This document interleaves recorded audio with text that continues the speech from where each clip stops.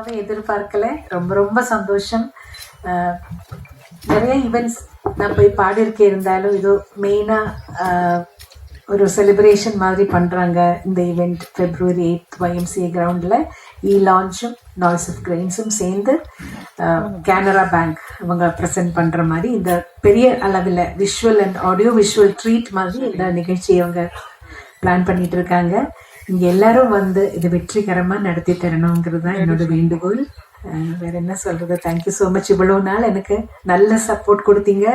தொடர்ந்தும் அந்த சப்போர்ட் உங்ககிட்ட இருந்து கிடைக்கணும். எல்லா இசை ரசிகர்களும் இன்னும் அவரோட ப்ரேயர்ஸ் எனக்கு கூட வேணும்னு நான் ரொம்ப வேண்டிக்கிறேன். Thank you so much. இப்ப நிகழ்ச்சியில அங்க பாடணும் இல்ல, ஒரு சர்ப்ரைஸ் அங்க இருக்கணும் இல்ல.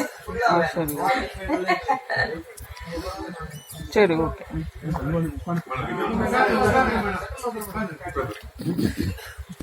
முதல் பாட்டு ஓப்பனிங் சாங் எதுன்னு நாங்க இன்னும் பிளான் பண்ணிட்டு தான் இருக்கோம். நான் எப்படி உங்களுக்கு பிடிச்ச ஒரு பாடல் பாடுறேன். கண்ணாளே எனது கண்ணை நேற்றோடு காணவில்லை, என் கண்களை பறித்து கொண்டு ஏன் இன்னும் பேசவில்லை, ஆளான ஒரு செய்தி அறியாமலே அலைபாயும் சிறு பேதை நானோ, உன் பேரும் என் பேரும் தெரியாமலே உள்ளங்கள் இடம் மாறும் ஏனோ, வாய் பேசவே வாய்ப்பில்லை, வலி தீர வழி என்னவோ.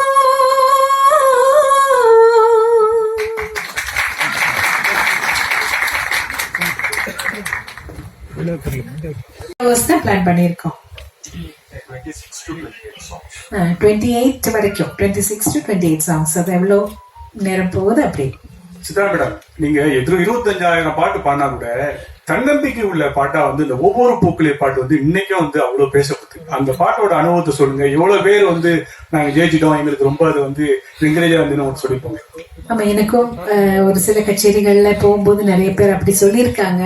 அவங்களுக்கும் வாழ்க்கையில தோல்வி அடைஞ்சு வாழ்க்கை வேண்டாங்கிற ஒரு முடிவெடுக்கும் போது இந்த பாடல் கேட்டவங்க அந்த முயற்சியில இருந்து வெளியில வந்துட்டாங்கன்னு சொல்லி நிறைய பேர் எனக்கும் சொல்லியிருக்காங்க. 2-3 பேர், நிறைய இல்ல, 2-3 பேரு. ஸோ ரொம்ப சந்தோஷம்தான். அந்த ஒரு பாட்டுல வந்து நான் என்னோட கான்ட்ரிபியூஷன் ஒன்றும் இல்லை. விஜய் சார் எழுதினது, பரத்வாஜ் சார் இசையமைத்தது, நான் என்னோட குரல் கொடுத்தேன், அவ்வளவுதான் நான் செஞ்சேன். ஆனா அது நிறைய பேரோட மனசுல போய் சேர்ந்திருக்கு நினைக்கும் போது ரொம்ப சந்தோஷம். ரெக்கார்டிங்ல வந்து சேரன் சார் வந்து நான் பாடிட்டு போயிட்டு அடுத்த நாள் மறுபடியும் என்ன வர சொன்னாங்க. அதுல ஒரு சில வரிகள் இன்னும் கிளாரிட்டி வேணும் அப்படின்னு சொல்லி மறுபடியும் 2-3 லைன்ஸ் என்ன மறுபடியும் பாட வச்சாங்க. அப்படிதான் அந்த பாடல் இல்ல என்னோட சேர்ந்து 4 சிங்கர்ஸ் இருக்காங்க. மது பாலகிருஷ்ணன் அவர் இருக்காரு, சத்யபிரகாஷ் இருக்காரு, திஷா பிரகாஷ்ன்னு சொல்லி இப்போ ரீசெண்டா புது பாடகி ரொம்ப அருமையா பாடும், அவங்களும் கலந்துக்கிறாங்க. ரூபா ரேவதின்னு ஒரு சிங்கர், அவங்க பாடுவாங்க, அதோட வயலின் வாசிப்பாங்க. நாங்க இவ்வளவு பேர் சேர்ந்துதான் பண்ண போறோம். 3 மணி நேரம் எல்லாம் பாட முடியாது. இந்த 20,000 பாட்டுல இருந்து இந்த 26-28 பாட்டை நீங்க செலக்ட் பண்றீங்களா, இவங்க எல்லாம் செலக்ட் பண்றாங்களா, இல்ல ரசிகர்கள் செலக்ட் பண்ணிருக்காங்களா? நாங்க எல்லாரும் ஒரு டீமா உட்காந்து தான் செலக்ட் பண்ண போறோம். பாப்புலரான சாங்ஸ் ஜனங்களுக்கு பிடிக்குங்கிற மாதிரி எல்லாருக்கும் அவங்கவங்க சாய்ஸ் இருக்கும் இல்லையா, அந்த மாதிரி எல்லாரும் சேர்ந்துதான் நாங்க செலக்ட் பண்ணோம். எங்களுக்கு 20,000 பாட்டும் பிடிக்கும். ரொம்ப கஷ்டம் இந்த லிஸ்ட் போடுறது ரொம்ப கஷ்டம். மேடம், நீங்க அறிமுகமாக இத்தனை வருஷம் ஆயிடுச்சு, ஆனா இது வரைக்கும் ஒரு தனி கச்சேரி பண்ணணும்னு ஏன் நினைக்கல? இப்போ ஆரம்பிச்சு பண்றதுக்கு உண்டான காரணம் அப்படின்னு இல்ல. நான் தமிழ்ல கச்சேரிகள் பண்ணிருக்கேன், ஆனா இந்த மாதிரி வெளிய பெருசா அந்த கிராண்ட் ஸ்கேல்ல பண்ணல. நான் மலையாளத்துல நிறைய கச்சேரிகள் பண்றேன், தமிழ்ல கூட பண்ணிருக்கேன். ஆனா இவங்க செய்யற மாதிரி இந்த மாதிரி ட்ரெஸ் எல்லாம் வச்சு கிராண்ட் ஒரு ஸ்கேல்ல ஒரு ஆடியோ விஷுவல் ட்ரீட் மாதிரி நான் இது வரைக்கும் செஞ்சது இல்லை. கொஞ்சம் ஆர்டினரியா தான் போயிட்டு இருக்கேன். மேடம், லைட் கான்செப்ட்ல நம்ம ஏவன் சாரும் இளையராஜா சாரும் வருவாங்களா? இன்வைட் பண்ணிருக்கீங்களா? கண்டிப்பா இன்வைட் பண்ணுவோம். அவங்க ஃப்ரீயா இருந்தா கண்டிப்பா வருவாங்க. ஏன்னா வந்து இளையராஜா சாங் வந்து பாடினாவே வந்து அவர் ஏதாவது சொல்லுவாரு. அவர் ஏதாவது சொன்னாருன்னா அவங்களோட பதில் என்ன? இது 28 சாங்குமே முறைப்படி எல்லா இடத்துலயும் அனுமதி வாங்கி தான் பண்ணிருக்கு. சோ அதனால யாரும் எதுவுமே சொல்ல மாட்டாங்க. நீங்க அந்த ஃபர்ஸ்ட் ஓபனிங்ல வந்து அந்த டிராயிங் ஒண்ணு காமிச்சீங்க. அந்த டிராயிங் வந்து இப்பதான் வந்து சொல்றீங்க அனுமதி வாங்கிருக்கு.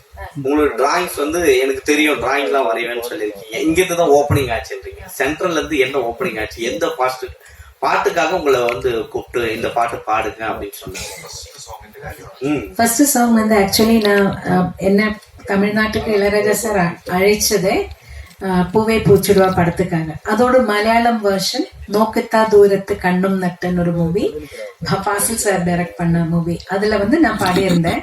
நதியா மொய்து அவங்களும் இன்ட்ரோடக்ஷன். நானும் அப்பதான் கொஞ்சம் ஸ்டார்ட் பண்ணிட்டு இருந்தேன் மலையாளத்துல கூட. அப்போ ராஜா சார் அந்த மூவி பார்த்துட்டு அந்த ஹீரோயினுக்கு இந்த வாய்ஸ் சூட் ஆகுது, சரி இந்த வாய்ஸை யூஸ் பண்ணிக்கலாம், சென்னையில வந்து கொஞ்சம் வாய்ஸ் டெஸ்ட் பண்ணிக்கிறேன், வர சொல்லுங்கன்னு சொல்லியிருந்தாரு. ஃபாசில் சார் தான் எனக்கு சொன்னார், நீங்க சென்னைக்கு போகும்போது ராஜா சாரை போய் மீட் பண்ணுங்க, அவரை செக் பண்ண. முதல்ல இவரு கிண்டல் பண்றாரு, ராஜா சாரு கிட்ட எல்லாம் போவேன்னு நான் நிஜமாவே எதிர்பார்க்கவே இல்லை. அப்படிதான் ராஜா சாரு கிட்ட தாசண்ணாவோட மேனேஜரா இருந்த குஞ்சுண்ணீன் வயலினிஸ்ட், அவரு தான் என்னை கூட்டிட்டு போற ராஜா சார் கிட்ட. அங்கே வாய்ஸ் டெஸ்ட் பண்ணி அடுத்த நாள் ஆனா பூவே பூச்சோடவாக்கு முன்னாடி நீதான அந்த கோயிலுங்கிற படத்துல பூஜைக்கு ஏத்த பூவிதுங்கிற பாடல் பாட வச்சேன்.